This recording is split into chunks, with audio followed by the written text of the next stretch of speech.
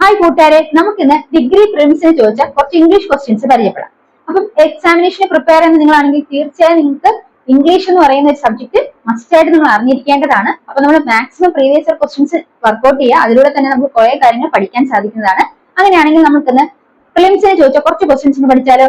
ആദ്യമായിട്ട് നമ്മൾ പഠിക്കാൻ പോകുന്നത് what is meaning of scape got എന്നാണ്. സ്കേപ്പ് ഗോട്ട് എന്ന് പറയുന്നതിന്റെ മീനിങ് എന്താണ്?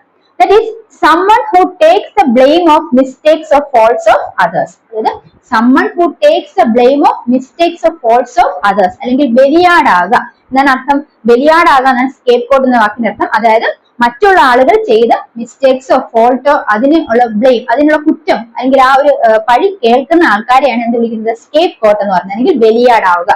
ഇതാണ് someone who takes the blame of mistakes or faults of others. മറ്റുള്ളവർ ചെയ്യുന്ന തെറ്റുകൾക്ക് അല്ലെങ്കിൽ ഫോൾട്ടുകൾക്ക് പഴി കേൾക്കുന്ന ആൾക്കാരെയാണ് സ്കേപ്പ് ഗോട്ട് എന്ന് പറയുന്നത്. ഇനി വാക്ക് തെറ്റാൻ മനസ്സിലായാലും എന്താണ് സ്കേപ്പ് ഗോട്ട് എന്ന് പറഞ്ഞത്? someone who takes the blame of mistakes or faults of others. ഇനി നോക്കാം രണ്ടാമത്തെ ചോദ്യം, ഓപ്പോസിറ്റ് ഓഫ് എക്സ്ട്രാവാഗന്റ്. എക്സ്ട്രാവാഗന്റ് എന്ന വാക്ക് എന്താണെന്ന് അറിഞ്ഞാൽ മാത്രമേ നമുക്ക് ഓപ്പോസിറ്റ് മനസ്സിലാക്കാൻ പറ്റൂ. അപ്പൊ എക്സ്ട്രാവാഗന്റ് എന്താണ്?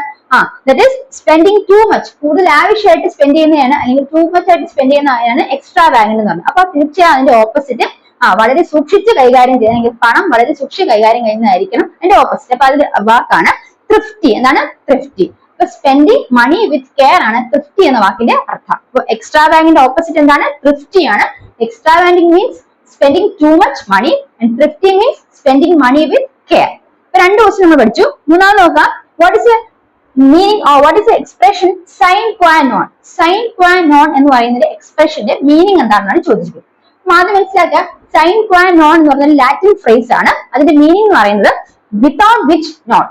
വിത്തൗട്ട് വിച്ച് നോട്ട്, അതായത് അതില്ലാതെ ഒന്നും അതില്ലാതെ ഒന്നും പറ്റില്ല. അതിന്റെ അർത്ഥം എന്താണ്?